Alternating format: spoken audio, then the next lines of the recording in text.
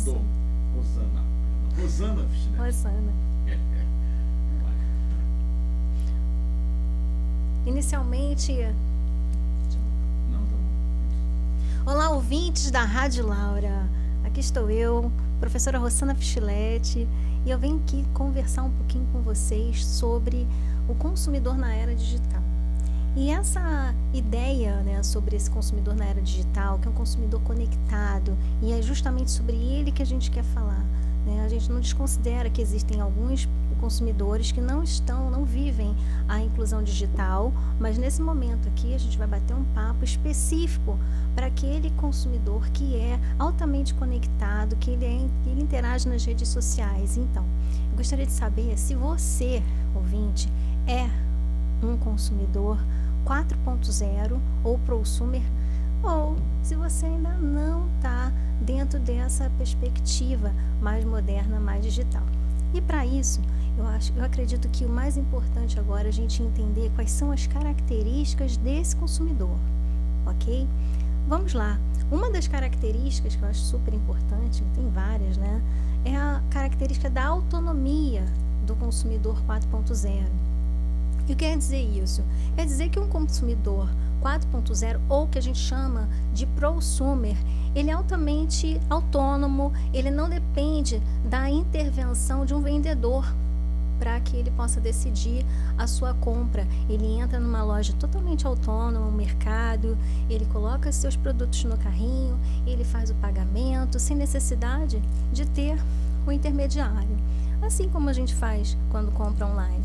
Mas ele numa loja física não se importa de não ter ali um vendedor para anunciar a venda e para fazer o trabalho de fechamento de pagamento. Essa é uma característica importante. A gente também tem uma característica importante que eu queria salientar com vocês, que é sobre a individualização. O consumidor 4.0, ele é individualizado, ele gosta de experiências de consumo mais personalizadas possíveis. Então, para você que tem aí uma loja, um comércio, um microempreendedor, observa essa característica do consumidor, porque ele não quer ser qualquer consumidor, ele quer ser aquele consumidor único, individual. Ele quer receber um comunicado no Natal, que já está se aproximando aí, daqui a pouquinho, uma mensagem de boas festas para ele, com o nome dele específico. Ele não quer receber um spam para muitas pessoas. Então, ele é um consumidor muito mais exigente, ele dá realmente mais trabalho para o fornecedor, justamente porque ele busca experiências mais personalizadas do que buscava anteriormente. É por isso mesmo também que é interessante que as empresas se adequem a essa realidade, oferecendo produtos que são extremamente capazes de serem personalizados, como, por exemplo, um modelo de roupa, um modelo de tênis, enfim, qualquer produto que ele possa ali trabalhar algumas características, como a cor, não só o tamanho, né, mas como a cor, como o formato, entre outras situações que sejam feitas on demand, que seriam uma coisa sob demanda específicas. A gente tem também uma característica que essa eu acho essencial e a gente tem que tomar muito cuidado também, que é a algoritmização. E afinal, o que seria a algoritmização? É uma boa pergunta, né? A gente fala tanto da influência dos algoritmos na navegação, né, Rui? E qual é a ideia aqui? A ideia é que esse consumidor ele acaba sendo influenciado por todos os cookies que são colocados durante a sua navegação. E isso pode representar um perigo, sim, uma vez que, muitas vezes, aquela venda vai ser definida por força dos próprios algoritmos, lotando eles, né, de mensagens publicitárias. Exatamente. Então, o que acontece? O que o consumidor ele pode fazer? Ele tem que saber, tem que ter essa consciência de que a sua navegação está sofrendo essa influência e decidir se ele realmente vai comprar, adquirir aquele produto que está sendo ofertado ou não.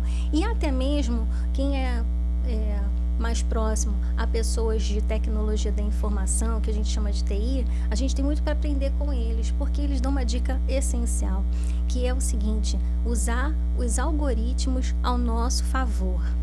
O que seria usar os algoritmos ao nosso favor? Entrar, por exemplo, nos sites de busca e já que você está precisando de um determinado produto, já começa a fazer ali aquela navegação no sentido da compra e comumente você vai receber uma situação vantajosa depois. Então não pode ter pressa. Já faz a busca, já vai buscando ali o produto e aí os algoritmos vão entendendo aquilo que você está necessitando e vão te mandando as ofertas. E assim, a gente tem exemplos de pessoas que começaram na navegação, na busca de um produto de R$700 e acabaram adquirindo por R$500 até menos. Então é usar os algoritmos ao seu favor, isso é uma dica, tá? Claro que em algum momento, se você perceber que o efeito está sendo contrário, né, que os preços estão aumentando, como por exemplo em viagens, né, onde os pacotes aumentam porque você está buscando aquele tipo de produto, ou passagem, enfim, aí o interessante é fazer um movimento contrário, fazer a limpeza dos cookies do seu dispositivo para reiniciar toda a navegação, para não ter realmente, né, o que a gente acaba chamando uma prática abusiva do geopricing, ou seja, uma prática abusiva do aumento dos preços, né? E, bom, a gente já tem aí, nós já falamos sobre algoritmização, sobre individualização. A gente também pode falar sobre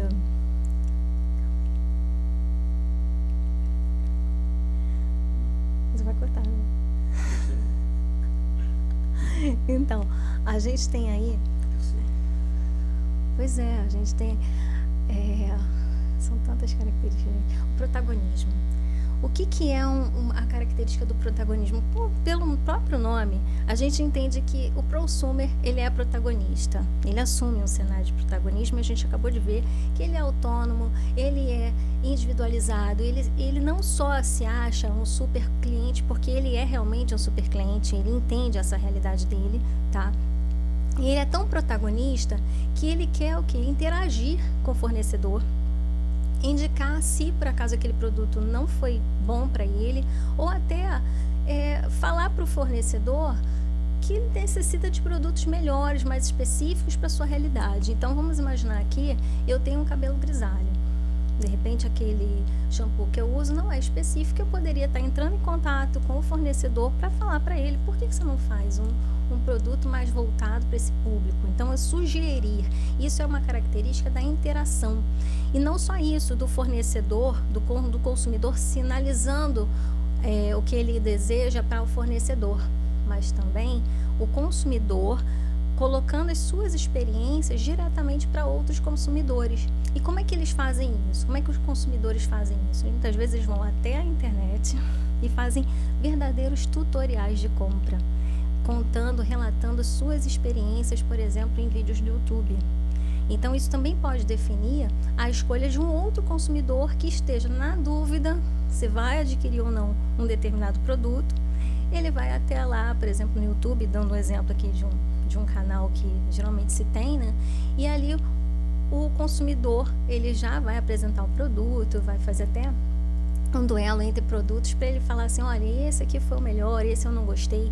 E é claro que nesse momento a gente sempre diz que o fornecedor tem muito trabalho quando se fala de consumidor 4.0, porque esse mesmo consumidor, ele pode levar o produto, né? Ele pode contar as boas experiências, mas ele também pode entrar nos sites de reclamação e detonar o produto e contar justamente o contrário. É claro que existe uma questão de um limite ético, né? O consumidor não pode sair reclamando de uma forma injusta, né? Que vá denigrir a empresa. Isso também tem que ser observado, né? A empresa se defende também. Ela tem o seu momento de discordar do que foi falado, mas é um canal. Então, quantas pessoas, eu acredito que você, ouvinte, também deva muitas vezes decidir sua compra. Se está numa dúvida, dependendo do valor do produto, entrar no site do Reclame Aqui ou outro similar para buscar informação se a reputação daquela empresa, daquele produto é boa ou não é boa, né? Que experiência foi essa que os consumidores, outros consumidores tiveram, né? Então, outra característica que é hiper importante é a característica do engajamento. O consumidor 4.0, ele é engajado. Olha como é que ele é diferente das outras gerações. Ele é engajado Por quê? Ele está pensando nas futuras gerações. Essa, para mim, é a característica mais bonita que tem. Ele sabe disso. E ele sabe disso. Ele não aceita comprar um produto que foi testado em animais. É claro que a gente pode reunir várias características, né? Mas a gente vê assim, puxa, eu estou ficando... ou já estou perto de ter todas essas características, ou tenho a maioria. Então, você que está aí ouvindo, presta atenção que dá para você aí. Será que você está preocupado com o meio ambiente, com a sustentabilidade? Porque o consumidor 4.0 está preocupado com o descarte. Ele quer saber se as empresas elas trabalham com a política de descarte de resíduos. Isso para ele faz diferença, sim. Se ele tem como buscar um local específico dentro da própria empresa que ele possa levar as embalagens depois que acaba, ou entregar o material elétrico. Olha, nossa, tem uma coisa no meu nariz. Olha só, ele pode descartar. De que forma ele pode levar esses resíduos, né, para descarte? Tanto vamos imaginar que pilhas, celulares, enfim, de que forma ele pode fazer esse descarte adequado de equipamentos eletroeletrônicos. Então, essa é realmente uma preocupação que o consumidor 4.0 tem e que outras gerações não teriam, não tem. Nunca teve isso. Então, você se sente um consumidor 4.0, Rui? Ainda não. Mas eu entendo perfeitamente. Eu não sou porque, assim, basicamente, eu não acesso essas informações. Principalmente como é feito. Eu vejo o produto ali. Mas nas embalagens vem agora, né? Sim, isso que é interessante, tudo, né? Esse é um tipo de consumidor que ele vai também olhar o rótulo. Quem está ouvindo vai começar a perceber isso. É importante, assim. Ele vai olhar o rótulo. Eu vou olhar, depois desse papo nosso aqui, eu vou começar a olhar o rótulo. A minha esposa olha. Ela olha. Meu filho também. Meu filho mais velho olha. O meu filho mais novo, então, mais ainda. Eu acho que é isso mesmo. Eu não, por conta da minha geração mesmo, é pegar e pagar. Era pegar e pagar. Já os produtos satisfaz. Ok. Então, esse já é uma filosofia e a gente está vendo isso nessas novas gerações mesmo. Essa preocupação, que não é uma preocupação voltada para o hoje, né? E sim para as próximas gerações. É essa a questão. E por isso que eu acho que o engajamento, ele é até chamado de consumidor verde.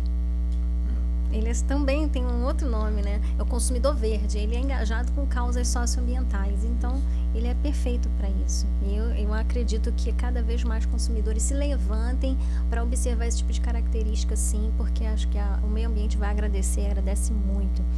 E outra característica para a gente aqui, né, também trabalhar é a questão da conveniência. Você sabia que o consumidor ele não tem optado, a escolha dele não é feita mais somente quando ele percebe o preço mais em conta? E eu estou falando de produtos que são absolutamente iguais. Então, qual é o que ele vai buscar ali? Como é que vai definir a escolha desse consumidor? O que vai definir? A conveniência, se ele consegue receber mais rápido, por exemplo. Então, a conveniência para ele é comprar um produto em poucos cliques. O frete, quando é que vai ser entregue? Então, tudo isso aí é uma coisa que o consumidor 4.0 ele busca conveniência, ele quer comprar na loja virtual e retirar na loja física, ele quer observar, ver, o pessoal fala que vai acabar a loja física. O consumidor 4.0 não quer isso. Ele quer ter contato com os produtos nas lojas físicas e definir compra no digital. E vice-versa. Ele quer estar dentro do shopping, por exemplo, e sabendo que tem uma promoção online, fazer a compra online e retirar ali mesmo no shopping. Ele quer toda essa, que a gente chama de omnichannel. Ele quer estar online, ele quer estar o tempo todo. Ele não quer só um meio de compra, ele quer ter essa variedade mesmo. Isso é uma coisa que atrai muito. E para fechar... Você acha que o shopping vai ser assim? Eu acho que ele já é assim, né? Eu acho que é uma vitrine. Diversão e vitrine? Geralmente é. Eu acho, sim. Diversão e vitrine. Então, muitas vezes o consumidor ele não vai ali já naquela expectativa de comprar, mas ele já está conhecendo o produto. E tem outros consumidores que já viram no online, mas talvez ainda não se sintam seguros para optar. Então vão até a loja física, aí sim para fechar, né? E aí a gente também vê uma variedade de lojas, de grandes lojas, que não tem hoje um estoque. Então o consumidor se dirige até a loja e a loja mesmo mostra como é que é esse produto no site. E o consumidor ali, ele não está fazendo uma compra presencial, sabia? Ele está fazendo uma compra online dentro da loja física. Isso é bom que se diga, porque você, consumidor, sabe que quando há uma compra fora do estabelecimento comercial, você tem 7 dias para fazer o arrependimento, devolução, que a gente chama de direito de arrependimento, lá do artigo 49 do Código de Defesa do Consumidor, que é a Lei 8.078, de 11 de setembro de 1990. Então, ele tem essa possibilidade de fazer essa troca se ele não comprou o produto diretamente na loja física. Só que quando ele faz isso, quando ele está comprando online, mas dentro de uma loja física, a gente considera que essa compra não foi presencial. Não foi. Então, ele teria, quando ele receber o produto, ele tem esse prazo aí de 7 dias, da mesma forma que se ele tivesse comprado em casa, online. Então, essa movimentação, ela é importante, tá? E o livro? Segunda edição? Segunda edição do livro, né? É uma alegria. Esse livro, ele teve um prêmio importante aí, um prêmio Livros. É um livro também que resultou de uma pesquisa. Todas essas características foram mapeadas. A gente faz o que a gente chama perfilar, né? Como a gente perfilou o consumidor a partir de uma pesquisa séria, né? Com o Comitê de Ética e Pesquisa da Universidade Viga de Almeida. Teve ali o financiamento da CAPES, que é do governo mesmo, enfim. Então, é um ambiente onde a gente tem segurança para falar que esse consumidor, ele tem uma mentalidade bem diferenciada, né? Um comportamento diferente dos consumidores anteriores. E a gente está falando 4.0 partindo do pressuposto que a gente está dentro de uma que a gente chama de indústria 4.0. E aí tudo agora é 4.0. Advogado 4.0, consumidor 4.0, indústria 4.0. E o consumidor, ele é 4.0, mas se a gente pensar no 1.0, ele não tinha sequer legislação. Ele não tinha, ele era hipervulnerável, ele não tinha sistema protetivo. Quando a gente chega no 2.0, a gente já encontra o quê? Da passagem do 1.0 para o 2.0, uma iniciativa do PROCON de São Paulo, né? Vem o PROCON, o surgimento, né, de uma defesa do consumidor através do surgimento do PROCON de São Paulo, que se deu na década de 70, ou seja, antes dos marcos legislativos importantes sobre consumidor.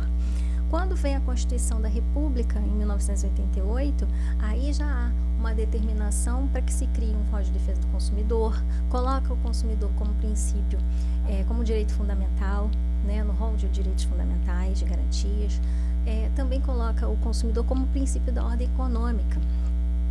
Então, você já tem uma passagem do primeiro, né, da primeira geração para a segunda, que a segunda já tem legislação. Quando vem o Código de Defesa do Consumidor em 90, aí sim, agora sim, ele tem um ambiente altamente protetivo, um código que é muito bom. Ele não é um código, apesar de não ser novo, ele vai se reinventando, ele vem trazendo novas diretrizes agora sobre superendividamento, ele também vem dialogando com a LGPD, enfim, é um código que ele vem tendo boas intenções no sentido de uma atualização para esse mundo, para essa área digital, ok? E aí o código, ele vem, a gente já passa do consumidor para um ambiente de consumidor 2.0. Quando é o 3? O 3, ele pula para o 3 quando ele já está dentro da sociedade de informação. E a gente já tem o e-commerce, tá? Então, é bom falar isso porque é possível o consumidor 2.0 no Brasil. É muito possível ele não ter conexão, tá? Ele não existe mais 1.0, não tem como, porque todos têm legislação. Agora, o 2, sim, é possível se encontrar um 2.0. O 3, ele é comprador já, ele já pode entrar no e-commerce e fazer suas compras, mas ele não é engajado, ele não é proativo. Então, também não é nenhum problema. Eu não sou 4.0 e agora, tudo bem, não está no seu momento, não é o seu perfil. Mas o 4.0, que é o que a gente está ouvindo aqui hoje, esse consumidor, ele tem algumas características, e uma que eu nem falei aqui, que eu acho que ela é importante para a gente poder, que a gente chama a atenção, né, dos nossos ouvintes, que é a seguinte: imediatismo. Esse consumidor, por mais que ele seja um consumidor consciente, um prosumer, conectado, né, ele é vulnerável. Ele continua sendo vulnerável. Não. A vulnerabilidade aqui é quando a gente observa que o consumidor, que aliás a vulnerabilidade integra o conceito do consumidor. Para ser consumidor, ele tem que ser obrigatoriamente vulnerável. Faz parte do seu conceito. Então, mas por que ele é vulnerável? Porque quando a gente chama atenção para essa característica do imediatismo, significa que ele quer comprar em poucos cliques. Então, a capacidade que ele tem de reflexão é menor.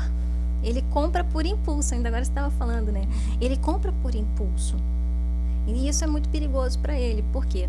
Porque existem várias técnicas de marketing, de neuromarketing, que vão chamar a questão do gatilho mental. Vão tornar a coisa muito vantajosa, vão realmente tentar até convencê-lo a comprar coisas que absolutamente, será que ele tem realmente vontade? Será que ele compraria normalmente? Então vão colocar necessidades para ele que de repente habitualmente ele não teria. É aí que é o perigo, onde ele se torna vulnerável. Ele quer comprar em poucos cliques, às vezes ele não faz uma reflexão adequada, acaba adquirindo por impulso. E naquela mensagem assim, últimas unidades, é Black Friday, bota o reloginho ali, vai tocar o relógio. Se ele não levar agora, de R$1.000, agora você vai pagar R$97, né? Cai assim, bota uma vantagem grande e convencendo o consumidor de que ele realmente tem que fechar negócio naquele momento sem uma reflexão. Então, essa capacidade de reflexão, quando ela é reduzida, a gente chama isso de vulnerabilidade psicológica. Ele está exposto a isso.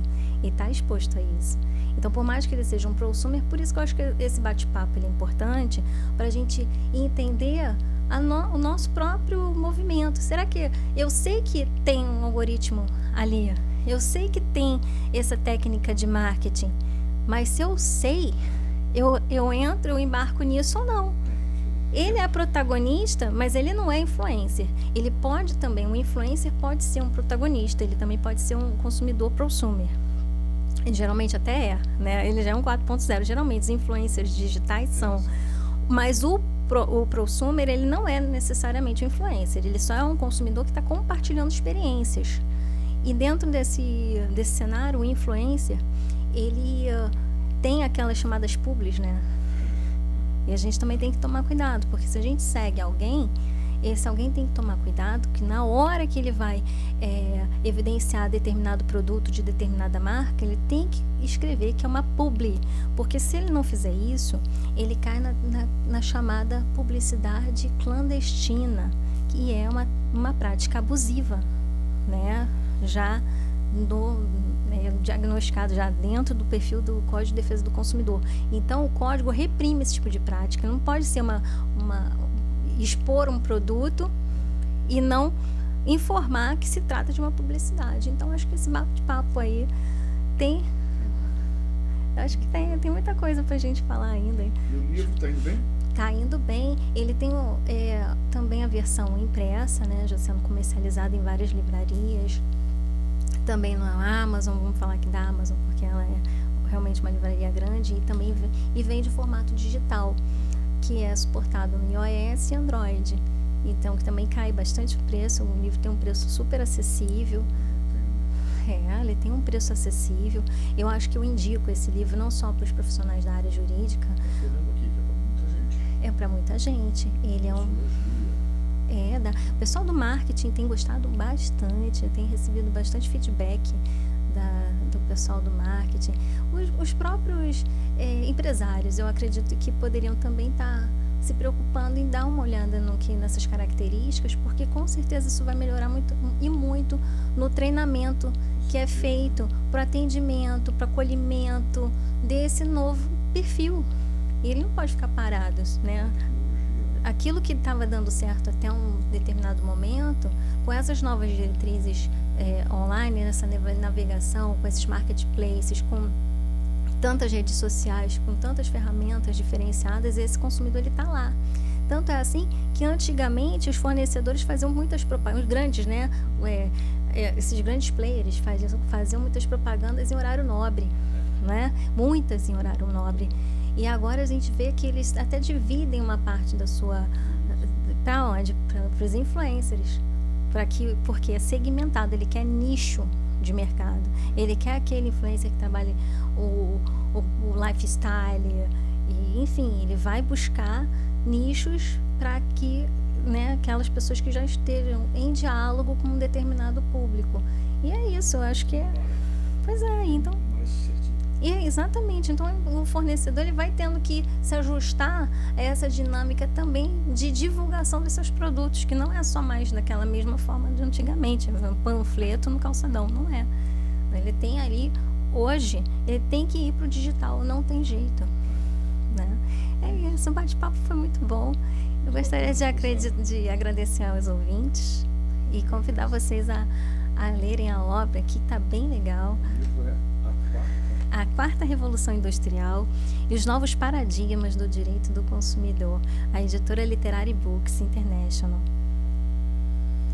Isso, muito obrigado. De nada, espero ter contribuído aqui. Fico à disposição para os próximos debates. Com certeza. Obrigado.